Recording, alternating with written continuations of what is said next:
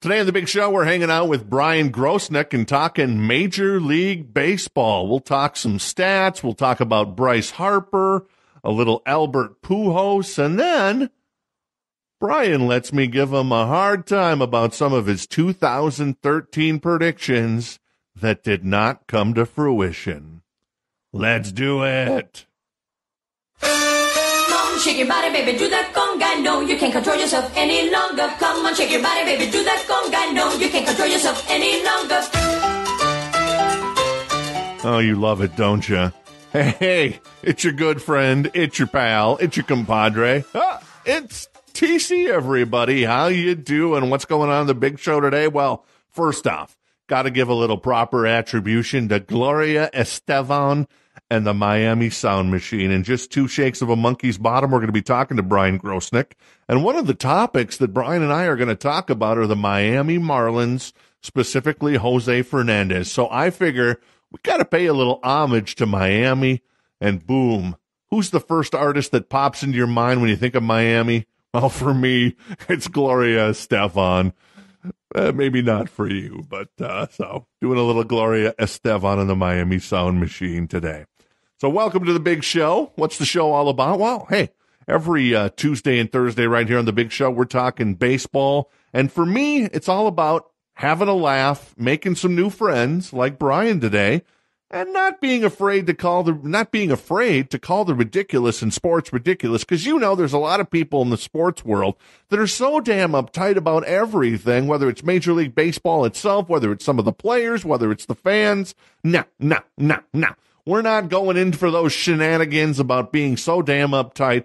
We're all about kicking it old school, having some fun, but also embracing the technology that's sexy in 2014.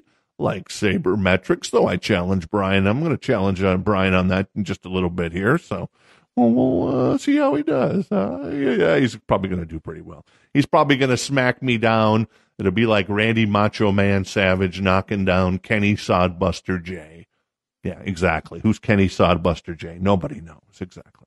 Hey, make sure you swing on by the Unfiltered Sports Juggernaut. We are all about pounding it. Let me pound the desk here. We're all about pounding it, baby. And that is, oops, my boom is shaking. Hey. No. And make sure you swing on by the Juggernaut of Love, sportsnaut.com. That's sports as in sports and not as in you're the Juggernaut, baby. Our writers, they ain't pulling any punches. They're making it sexy on a daily basis. Hey, if you want to follow me on Twitter, hey, you can. It's HeyTC. That's hey as in hey. That guy is awfully sexy.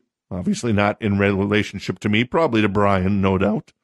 But, and then T as in tits, and then C as in cleavage, because as Howard Hughes in The Aviator said, who doesn't love tits? Exactly. Finally, if you're digging on the show, make sure you subscribe in iTunes. Give it a couple listens. We're here a couple times a week. Maybe you'll dig it. You'll be like, yeah, TC, he gets it, man. He's my kind of dude. Let's get on the ship. Let's get on the pirate ship, as Adam Carolla would say, and let's set sail, baby. Or maybe you think I'm full of crap. And then in that case, well, go back to Twitter or whatever you need to go, because that's where it's at, right? I don't know. And, of course, if you're a longtime listener, I'd appreciate it if you could tell a friend or a family member about the show. And I thank you in advance. So what's going on in the big show today? Well, we're talking to Bryan Grosnick. He's the managing editor, well, that's pretty sexy, and the lead blogger at the Saber slanted baseball site Beyond the Box Score. I just talked to one of your flunkies over there. Anthony, I think it's Anthony. Josh Pawlik, yeah. Exactly. He's a good guy, yeah. Yeah. I think I think Raquel reached out to a number of our writers to be on your show, so hopefully you'll be hearing from a couple of us. It's going to be a Beyond the Box Score utopia here on the big show. So you're also a contributor to SB Nation MLB, and you've appeared on MLB's network's Clubhouse Confidential as an analyst. Well, that's pretty nice. Congratulations. Yeah, thank you. Yeah, very nice, very nice. You can find Bryan on Twitter. It's B Grosnick. That's Gros and then Nick. So one of the things that I was talking to Anthony about is that I never really got a chance to ask him about, and since you're the managing editor over there, I'll ask you. And I know I'm aware of Sabermetrics. Obviously, I'm a big fan of a site called Baseball Reference, which I guess in the baseball world everybody knows about these days. But I go through and I look at some of the stats, and I'm old school, and I look at, and then I start seeing some of this stuff, even on like Fangraphs or on your site. You start seeing the WAR stuff, the wins above replacement and stuff. And I guess one of my first questions to you would be, except for maybe Oakland, or not Oakland, but Oakland to a certain degree with Billy Ball's Moneyball team, and then subsequently the Red Sox. Has anybody really won with sabermetrics in baseball? Yeah, I think that while Billy Beane and the Athletics are kind of the poster boys for it, especially in the public consciousness, thanks to Moneyball and the movie and that kind of stuff. The best team that I think you could point to and say, here's a team that's using sabermetrics to win, is the Tampa Bay Rays. They've done a phenomenal job using statistical analysis as kind of the basis for a lot of their decision making. And Andrew Friedman in the front office has hired a ton of former baseball prospectus and analysts and guys who really run the numbers to run that team and at least do a lot of different things on the ops side. In fact, our former associate managing editor at the site was picked up by the Rays earlier this year. And so they've done quite a lot with sabermetrics and advanced analysis, and they've been able to do really well for themselves despite having a really bad payroll and playing in such a tough division as the AL East. How much of it is talent and how much of it is coaching? Joe Madden seems to be a pretty good manager, in my humble opinion. I see, the Joe Madden types. Then at the bottom, I see my Minnesota Twins with Ron Gardenhire. But I won't get into that because every show I rip on Gardenhire. It never ends. But how much of that is talent and coaching, managerial skills versus sabermetrics? It's really tough to say without actually being in the front office and hearing how the decisions are made. I will say this, that the Rays have had some extraordinary good fortune in the early part of the decade, drafting well to start with guys like Evan Longoria and David Price, and they had a benefit of, when you draft that early in the amateur draft, you get to pick up some really nice guys. You really don't miss a lot of the time with number 1, number 2, number 3 overall draft picks. So they benefited from that, and the team does scout well, but recently their drafts have been pretty awful. So in terms of at least, identifying talent through the draft, they have some hits, they have some misses, but the last guy they drafted and really turned out excellent was probably, I guess, Matt Moore. So the team doesn't necessarily, they're not a home run drafting like the way the St. Louis Cardinals are. But what they do manage to do is they do pick up guys on the kind of the fringes of free agency or via trades that really help the team. And from what I understand, there is a good chunk of it that's analytically based, but they also have some pretty solid pro scouting guys involved in some of the decision making. So it's hard to say without actually being there, but it's definitely a combination of the two. I don't think any successful team goes just one way or the other, with maybe the exception of the Phillies in like 2008. But no, I would say maybe you're looking at something. The general consensus is probably that the Rays are probably 70-30 stats versus scouting. I don't know if that's accurate or not, but that's kind of what the general consensus would probably say. Can you quantify that with some player names that the Rays have kind of taken a gamble on and it's paid off? Sure. The first one that comes to mind most recently is probably James Loney. Right. He's turned out to be a really good acquisition despite not fitting the traditional mold of a power-hitting first baseman. They had a lot of luck with 1 year of Casey Kochman, who kind of did the same thing for them that Loney did, and then immediately turned into a pumpkin when he left the Rays. Matt Joyce is a great example of a guy they traded for and identified as a guy who could be a piece on the team, and his walk rate and his power kind of gave the indication that he would be a really useful piece, and he's turned out to be that for the Rays. So those are the types of guys I think. They got the undervalued asset in Unil Escobar, swapping Derek Dietrich for that. They do tend to kind of target guys who are not necessarily the best makeup guys recently, with guys like Escobar and Josh Luke. So they see that as maybe an undervalued area. They also do a lot with kind of fringe pitchers. Fernando Rodney was a good example. He's a guy that they probably saw something in the statistics or in the scouting that said, we could bring him in and maybe we could fix some of the issues that he had. And then I would definitely give some credit to the coaching staff, because I think that made a big difference in his performance, and he had turned in that unbelievably good closer season about a year ago. So there's a lot of guys on the fringes they bring in and really have some success in Tampa. Nice. We're speaking with Bryan Grosnick. He's the managing editor of Beyond the Box Score, and you can follow him on Twitter at bgrosnick. So on a recent tweet that you made, you said something about Albert Pujols, I saw. And you think that we should be worried about his balls percentage, basically, right? Well, yeah, he's a guy who had most of his success in his early career. He had a very high walk rate, over 10%. And I love seeing him have kind of a renaissance season this year. He's hitting for power. He's really pulling the ball well. But the fact that his walk rate is still kind of low gives me a little bit of pause to say, he's back. He's the same hitter he was back in 2010. I think it's a little premature to say that. I think that if he continues to not be quite as selective and doesn't show the patience at the plate that he did previously in his career, then we're not going to see the old Albert Pujols. We're going to be seeing something in between, prime Albert Pujols and 2012, 2013 Albert Pujols.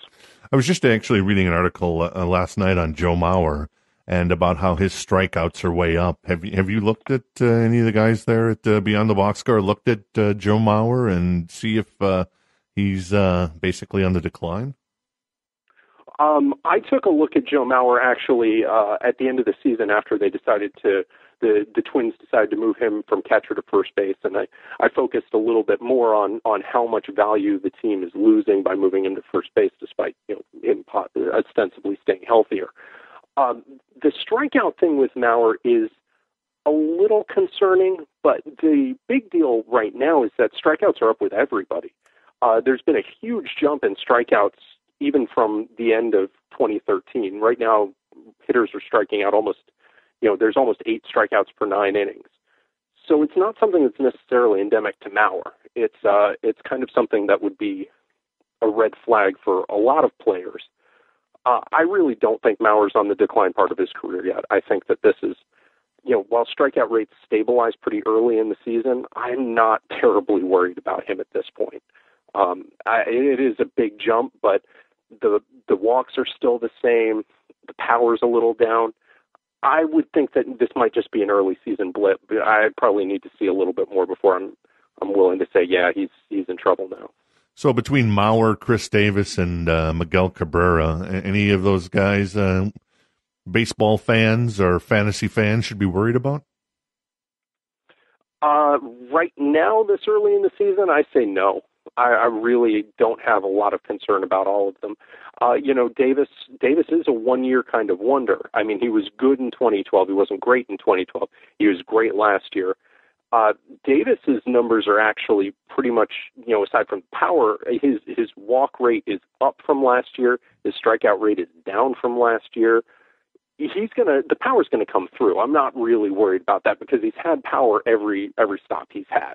So Davis really doesn't worry me at all. Cabrera, I always worry a little bit more because of the injury issues, but he's Miguel Cabrera. I really think at some point the light will switch on and he'll continue to hit well. I don't think he's going to have another MVP season. I think it's kind of silly to just assume that he's going to win the MVP every year, but he's going to be a good hitter and a 5-win player, I'm sure. In a fantasy baseball league I'm in this year, my first fantasy baseball league, I believe, in like 25 years, which kind of dates me, I guess, a little bit. I drafted Chris Davis as my number one pick, so I'm taking a bath on him so far. Though I did pick up Morneau with one of my last picks. So, hey, in fantasy, Morneau's not too bad at all because all that benefit of hitting in cores, and no, that's a nice one. Right. When can Sabermetrics recognize a guy like Byron Buxton, Mike Trout, Bryce Harper? Though I like to kid some Washington National fans I know and say that Bryce Harper is going to be Ken Phelps. But can Sabermetrics pick that up early on in the minor leagues and say, yeah, this guy's going to be really good? And was that the case with Mike Trout, since he's the example so far of a guy who kind of ripped it up in A-ball and then obviously jumped to the major leagues and has been nothing short of fantastic? Yeah, there's a lot that you can do with statistical analysis. With guys like Trout, who are incredibly successful in the minor leagues right from the jump off, there's not much news that sabermetrics or advanced statistical analysis is going to tell you that you don't already kind of know. And the same is probably true with Buxton. What they can do is it can show you some warning signs. The most important thing, I think, to me, when looking at minor league players through the lens of statistical analysis, is kind of park factors. And what are the run environments that the players are playing in doing to their numbers? Are you playing in a league like the California League that's going to dramatically change your numbers? Are you playing in the PCL where it's just a hitter's paradise and, you throw a pitcher in there and, they're not doing so great, but they're pitching in the PCL. So, you got to take that with a grain of salt. When you see guys like Buxton and Trout, really toolsy players with great pedigrees, tremendous, offensive potential, tremendous defensive potential, you don't need sabermetrics to really say this guy's not going to make it. That's not a real value add. If you see something really interesting or different in the numbers, it may tell you something. Or if you see something where it's like a guy is striking out 35% of the time, but he's still got all the physical tools in the world, that might be a red flag that you can see by looking at the stats rather than, from a pure scouting perspective. But I don't think there's anything that would have told teams from the jump, like when Trout was drafted, something from his statistics in high school or something like that would have been like, oh yeah, this guy's going to be one of the best players ever. Right. So getting back to Bryce Harper, Ken Phelps, you remember Ken Phelps, or is he a little bit of too old of a player for your time? No, I had some Ken Phelps baseball cards. Okay, there you go. Ken Phelps, what, about a 260 hitter, 20 home runs a year? So far, that's what Bryce Harper's been. And so far in 2014, the numbers aren't great so far. Is Bryce Harper going to take that next step and become a Mike Trout, or is he going to be Ken Phelps? Well, that's quite the range, and it's kind of like a false dichotomy, I think, because Phelps was a pretty good hitter. He was not a great hitter, and he was a poor defensive player. Right. I mean, really bad.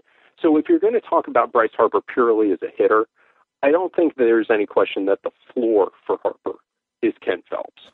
I don't think that's, Harper, Ken Phelps was I want to state this again, Ken Phelps was a really good hitter for about 5 years in the mid-'80s when he was playing for the Mariners. Mm-hmm. He was a really good hitter. He was about 40 to 50% better than league average. And, the homers were great, but he also was a tremendous guy getting on base. Really underrated in that regard. He had several seasons where he got on base, 400% of the time, yep. Or 40% of the time, excuse me. Harper has that kind of ability. He hasn't shown it at all this year, but his walk rates are very good. The power is incredibly natural. He's not really hitting for any power this year yet, but, the thing about Harper is he's still basically the youngest player in the game. Right. And so there's a lot of development time to go on for him. And then compared to Ken Phelps, he's a defensive genius. He's Ozzie Smith out there, which is silly to say. But, if you look at these metrics like wins above replacement, Harper's not hitting like Ken Phelps in his prime yet. It was actually pretty close last year. It was about 40% better than the league average. But he adds so much more value defensively. Ken Phelps was never more than if you looked at wins above replacement, he was never more than like a 2, maybe 3 win player at his peak. And Harper last year, because of his defense, because he hit, again, like kind of 40% better than the league, he was already been a 4-win player for the last 2 seasons. And that's before he hits 22. So I don't think, guys who have this kind of production overall, defense, offense put together at the age that Harper's at, they kind of have, I believe Sam Miller, Baseball Prospectus, said that those guys have about a 50% chance of making the Hall of Fame. So you can take that for what it's worth. Yeah. So I think in the end you agree with me. Bryce Harper will be Ken Phelps. No, I know. That's exactly what I said. I love Bryce Harper, but hey, I mean, I was looking at the numbers and I'm like, oh my God, he's Ken Phelps so far in his career. And I just find that funny. Hey, have you ever seen the movie, the Albert Brooks movie, also Brendan Fraser's in it, called The Scout? Yeah, years and years ago. I barely remember anything about it, but yeah, I've seen it. So they do this thing at Yankee Stadium where Brett Saberhagen comes out and they have Brendan Fraser hit against Brett Saberhagen. He just crushes the ball from the left to the right side. And I'm watching the Twins in Tampa Bay the other night, and I love me some Wil Myers. I know you cover the Rays a little bit. They're one of your favorite teams, yes? Yeah. I do like the Rays. So the batting style that Brendan Fraser had in The Scout, to me, looks a lot like Wil Myers. And it's kind of a crazy swing when he hits a home run and stuff. But you think Wil Myers is going to become? Can he become a Bryce Harper type of? Well, maybe not Bryce Harper, but a Mike Trout type of guy for the Rays. Yeah, I don't think so. I think trying to compare anybody to Mike Trout is kind of a fool's errand. Yeah. And as much as I'm a fan of Byron Buxton, that's way too high of a bar to set for anybody. Right. Basically, 4 or 5 players in history have ever done what Mike Trout's done. So let's not set the bar that high. But do I think Wil Myers can be an all-star for the Rays consistently? Yeah, I think he can.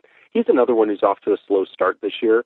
And you're right, he does have kind of a wacky swing, and his strikeouts were always looking like they might be an issue in the minor leagues. He always had a bit of a strikeout problem. That hasn't really changed too much in the big leagues yet, but he hits for enough power, and he's patient enough. He has good enough batting eye that he looks to me like kind of a consistent right field, pretty good defense, better than average hitter, maybe a lot better than average in his best years. I'm trying to think of a good comp, but he's one of those guys who could have a very productive career, end up with 300 homers, and be a kind of a fixture for the Rays for as long as they can afford him. Torii Hunter? No.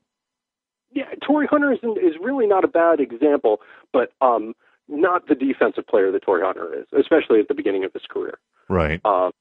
Yeah, I mean, some guy who could have a lot of late career Torii Hunter in him, consistently with 20, 25 homers, playing good defense, but not in center field in one of the corners.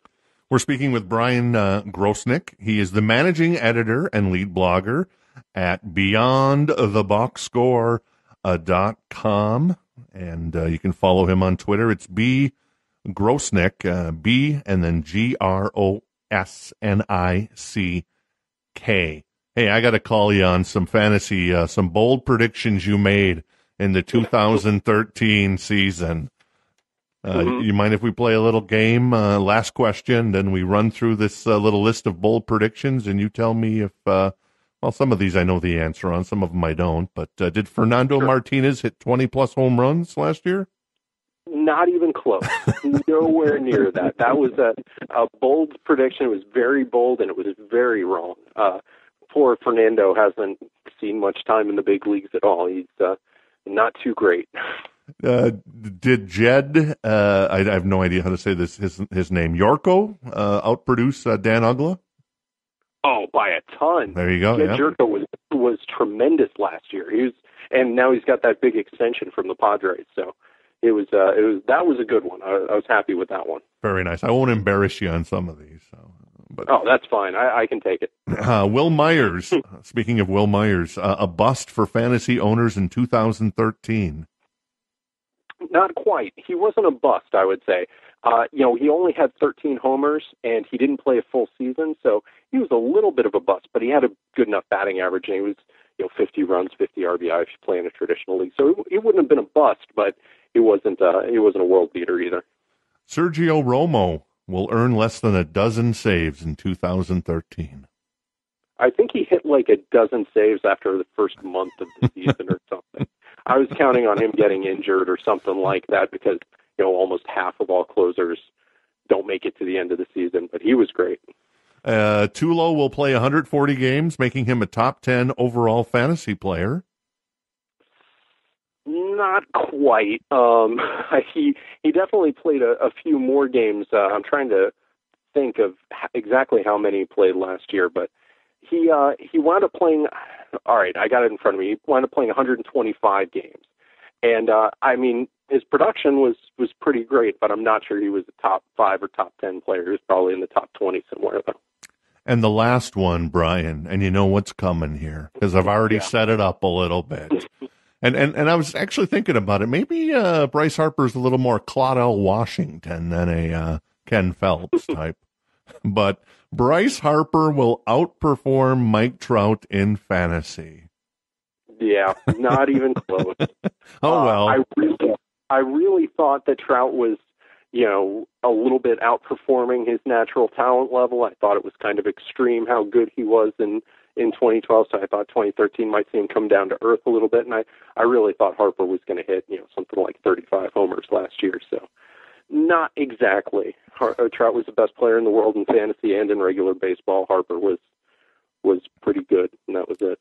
My fearless predictions, my two biggest fearless predictions, or bold predictions as you call them, this year are the Dodgers will not make the playoffs, and that the Marlins will make the playoffs. Jose Fernandez will win the Cy Young, and he'll also win the MVP. So now, probably a year from now, we can look back and we can laugh at my predictions.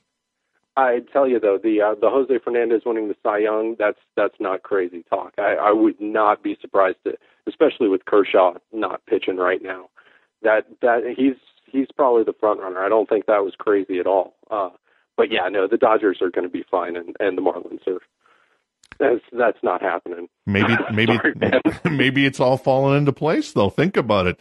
Jose Fernandez excelling, the Dodgers without Kershaw, and something else is going to happen there. You know what's going to happen there in Dodgerville. And the Marlins will come in and steal the playoff spot away from the Dodgers. It's very wishful thinking. The thing about the Dodgers is they've got enough money to fill whatever hole, at the midseason if, Matt Kemp gets hit by a truck or, Adrian Gonzalez falls off the edge of the planet. Something like that could happen, but what about if Puig keeps dropping fly balls? Oh, please! Puig makes up for that in so many other ways. If that's the worst problem the Dodgers have, then I'd be pretty worried if I were any other team in the West. And they're doing pretty good. Hey, at least they didn't spend $52 million on Johnny Peralta, right? Hey, I was. That's funny you mentioned that because I was totally in the tank for that move for the Cardinals. I thought that was a great signing, and right now it's making me look pretty bad. But I also don't think he's going to be this bad all season. He'll get better. Brian, you have a wonderful sense of humor, and I appreciate it. You are the best buddy boy, and thank you so much for the time. Hey, thank you. I'm happy to do it. All right, let's wrap it up. Of course, you can find the show on iTunes. Make sure you subscribe in iTunes. And we're also available in Stitcher for Android users if you have the fancy S5 now or the HTC One. And then also we're available in an app called Swell, which is pretty darn swell if you ask me. The website I love is sportsnaut.com, the unfiltered sports juggernaut. You can email me at tc@sportsnaut.com if you wish. That's T as in tits and C as in cleavage. And then finally, it's Hey TC, everybody. That's right. It's Hey TC, everybody on Twitter. There you go. Once again, thanks to Bryan Grosnick for being on the big show. You can find all of his wonderful stuff at boxscore.com, beyondtheboxscore.com. Yes, there it is. And then on Twitter, it's B Grosnick. That's BGROS, and then Nick. Exactly. Big show in the book. Have yourself a wonderful day, and I'll see you in the emergency room.